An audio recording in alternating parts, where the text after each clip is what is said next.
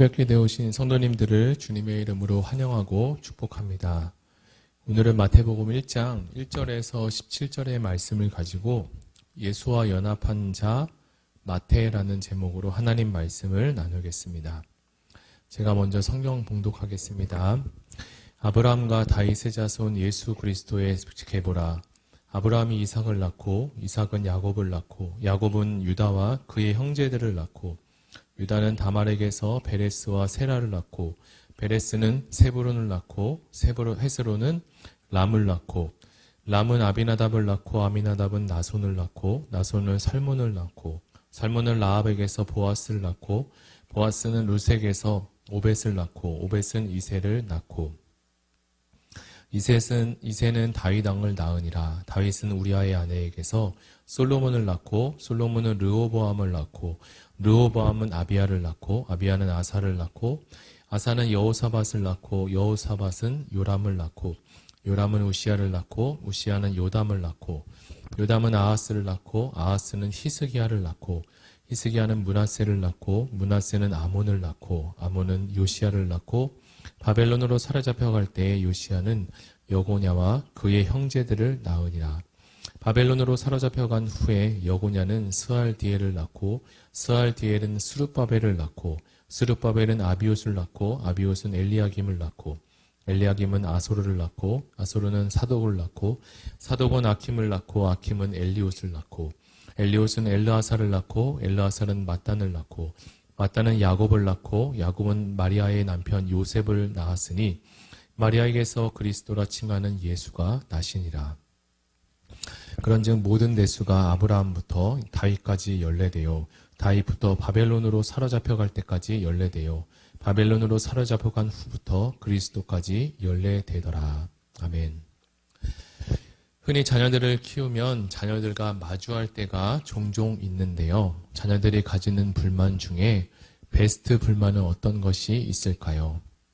그것은 아빠가 너희에게 뭐 해줄게, 다음에는 이렇게 해줄게 라고 이야기를 했는데 그대로 하지 않는 것입니다. 그러한 상황들이 계속적으로 반복되면 그때부터 자녀들은 부모님을 믿지 못하고 신뢰하지 못하는 일이 생기게 됩니다.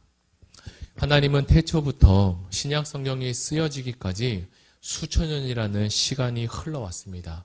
이렇게 오랜 시간 동안 하나님께서 인류를 향하신 말씀은 단 1.1획도 어김없이 모두 다 이루어졌습니다. 구약을 살아온 사람들은 설마 이 말씀도 이루어질 수 있을까? 믿기 어렵기도 하고 또한 궁금하기도 했을 것입니다. 그러나 현대를 살아가는 우리들은 구약의 과거도 알고 있고 신약 시대도 그리고 현재도 알면서 살아가고 있습니다. 이런 측면에서 마태복음 1장 1절의 말씀은 우리에게 정말 중요한 시점인 것 같습니다. 마태복음 1장은 마태복음 전체를 통해 강조하고 있는 예수님은 누구신가, 그분의 정체성에 대해서 분명히 소개하고 있습니다. 그분의 정체를 소개하고 있는데요. 그분은 예수, 즉 구원자, 메시아이시며 기름 부음을 받은 자이고 그리스도시며 다윗의 자손이라고 말씀합니다. 이는 예수 그리스도가 다윗과 언약했던 그 이전 사무엘하 7장에 하나님의 약속을 성취하러 오신 분으로 이 땅에 오셨다는 사실입니다. 다윗의 혈통으로 오신 그는 또한 아브라함의 자손이기도 했죠. 하나님은 처음 쓰여진 구약의 창세기부터 아브라함에게 계속적으로 약속하셨고 너의 후손을 통해 모래와 같이 그리고 별과 같이 많게 하시겠다라고 말씀하시고 약속하셨는데 이 말씀이 이루어진 현장이기도 합니다. 마태는 이러한 예수님의 족보를 아브라함에서 다윗까지 그리고 다윗에서 포로기까지 그리고 포로기에서 다시 예수 그리스도까지 크게 세 부분으로 나누어서 구분하고 있습니다. 여기에는 하나님의 크신 사랑이 기록되어 있는데요. 그것은 바로 우리가 잘 알고 있는 다말과 라합과 룻과 그리고 마리아까지 기록되어져 있다는 사실입니다. 하나님은 그분의 사랑을 전하기 위해 자신의 아들의 족보에 부끄러움 있는 이름, 그것도 서슴없이 올리고 전하셨습니다. 이처럼 사랑이라는 것은 부끄러움도 초월하는 능력을 가지고 있습니다. 그래서 사랑은 악도 이기고 그리고 죄도 이기는 힘을 가지고 있습니다. 마태는 4명의 여인을 족보에 기록하면서 이방인과 그리고 죄인까지도 하나님의 언약의 백성에 포함시키는 하나님의 크고 넓은 사랑을 증거하고 있습니다. 그리고 구원의 이 큰 사랑을 증언하시기 위해 이 땅에 하나밖에 없는 아들 예수 그리스도를 보내셨다라는 사실을 설명하고 있습니다. 그는 이스라엘을 회복시키시고 예루살렘과 온 유대와 그리고 사마리아와 땅끝까지 회복시키는 구원자이시기도 합니다. 오늘 이 마태복음을 기록한 이 마태는 유대인에게 세금을 거두는 일을 하는 세리였습니다. 사실 세리는 유대인들에게 있어서 어떤 사람이었냐면 증오의 대상이고 또한 미움의 대상이기도 했습니다. 그런데 그가 예수님을 만나니 어떻게 되었을까요? 그가 예수님을 만나니까 그의 인생이 변화되어 세리에서 이렇게 예수님의 제자가 되었고 유대인들에게도 복음을 전하는 자로 바뀌게 되었습니다. 그리고 그를 통해 기록한 복음이 바로 오늘 우리가 알고 있는 마태복음입니다. 여기에 기록된 족보의 내용을 자세히 보면 가장 많이 나오는 단어가 무엇일까요? 바로 그것은 낳고라는 단어입니다.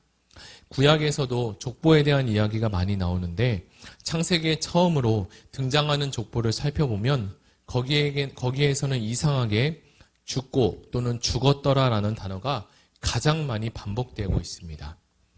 그러나 죽음을 이기신 예수께서 이 땅에 오셔서 인간의 인생에 대해서 너희는 죽는 자가 아니라 이제 낳고 사는 자가 될 것이다라고 변화시켜 주신다는 것입니다. 예수 그리스도의 복음으로 인해 우리들은 사망에서 생명으로 옮겨졌고 불행한 자에서 복된 자로 그리고 죄인에서 의인으로 변화되었습니다. 아담의 죄로 인해 죽을 수밖에 없었던 인생이 예수 그리스도의 오심으로 인해 다시 살게 되었고 더불어 다른 사람도 복음으로 낳고 그리고 복음으로 세우고 살리는 자가 될 수 있습니다. 앞에서도 말씀드렸지만 구원의 능력이 그리고 생명의 능력이 이방인과 수치스러운 죄인에게까지도 동일하게 작용한다는 사실입니다. 그러므로 누구든지 예수를 믿으면 멸망하지 않고 구원을 얻게 되는 것입니다. 끝으로 우리가 볼 것은 1절부터 15절까지 족보는 누가 누구를 낳고로 계속 기록되고 있습니다. 그런데 16절 하반절에 보면 이 부분과 다르게 기록되고 있는데요. 제가 읽어드리겠습니다. 마리아에게서 그리스도라 칭하는 예수가 나시니라 라고 기록합니다. 이것은 우리에게 어떤 차이를 보여주고 있을까요? 앞에서는 1절에서 15절까지는 나타라는 동사가 모두 능동태로 쓰여지고 있습니다. 그래서 아버지가 아들을 스스로 낳았다는 거죠. 사람이 사람을 낳은 것입니다. 그러나 16절의 동사는 우리가 살펴보니까 이 동사는 마리아가 스스로 예수를 낳은 것이 아니기에 수동태로 표현하고 있습니다. 이 말은 수천 년부터 계획된 하나님의 주권으로 하나님에 의해서 마리아를 통해 예수가 나시게 된 겁니다. 즉 하나님의 계획 안에 우리를 구원할 구원자 예수 그리스도가 태어난 겁니다. 왜 그렇습니까? 바로 우리 모두를 살리기 위한 하나님의 사랑입니다. 이제 말씀을 정리해 보겠습니다. 오늘 우리가 읽은 이 마태복음의 마태라는 뜻은 연합하다 또는 하나 되다라는 뜻을 가지고 있다고 합니다. 마태도 예수님을 만나기 전 그는 자신의 생각과 욕심을 따라 로마와 하나가 되어 그리고 로마와 연합이 되어 로마로부터 이익을 받으며 사는 그러한 인생이었죠. 그러나 그가 예수님을 만나고 예수님과 하나 되고 연합되어 그리고 나서 그는 변화되어 이 로마를 뛰어넘어 유대인에게 그리고 복음을 모르는 이방인에게까지도 복음을 전하고 알리는 사람이 될 수 있었습니다. 이제 우리는 마태복음을 매일 새벽마다 함께 묵상해 갈 텐데요.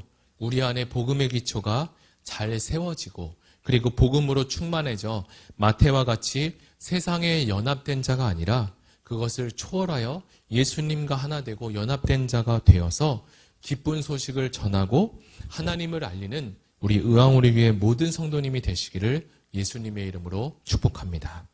이 시간 다 같이 들은 말씀을 생각하시고 말씀을 붙잡고 그리고 교회를 위해서 그리고 나라 민족을 위해서 다 같이 기도하시겠습니다.